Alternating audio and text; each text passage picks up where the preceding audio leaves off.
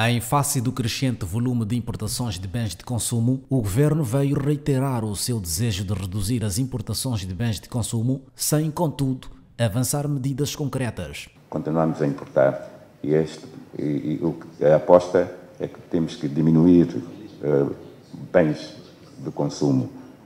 Nós estamos a ter mais ou menos, em média, 24% das nossas importações vão para bens de consumo. Uma das ideias possíveis de apurar junto do governo passa pela diminuição progressiva do fluxo das importações, especialmente as de bens de consumo de produto que Moçambique tem a capacidade de produzir, como é o caso do arroz. Dentro de bens de consumo, nós podemos eliminar no longo prazo o arroz. Temos capacidade de poder produzir isso, ainda o trigo, mas neste momento ainda importamos. Analisado o binómio redução de importações de bens de consumo versus a capacidade produtiva nacional, o economista Yassir Ibrahimo adverte que a redução das importações é um processo que deve ser encarado como uma prioridade política e não apenas como retórica discursiva. O processo de substituição de importação em si é um processo e, primeiro, deve ser internalizado como uma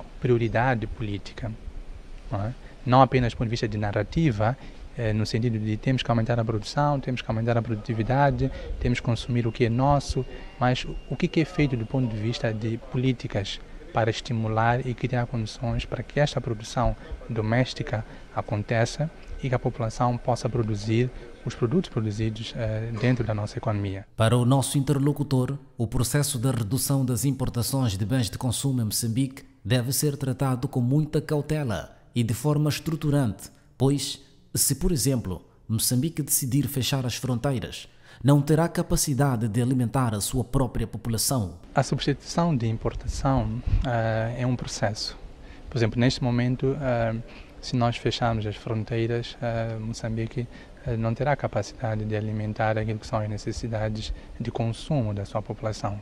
Por um lado, porque toda a indústria nacional está completamente destruída do ponto de vista de capacidade de produzir e de alimentar aquilo que são as necessidades do país. O economista alerta, por conseguinte, para a necessidade de incentivo à produção e consumo do fabricado localmente, cabendo ainda ao governo apoiar as empresas com políticas e medidas de proteção da produção nacional. Yassir Ibrahimo sugere duas medidas estruturantes que, no seu entender, podem desencadear um processo eficaz de substituição das importações por bens e produtos produzidos localmente. Primeiro, é preciso haver proteção.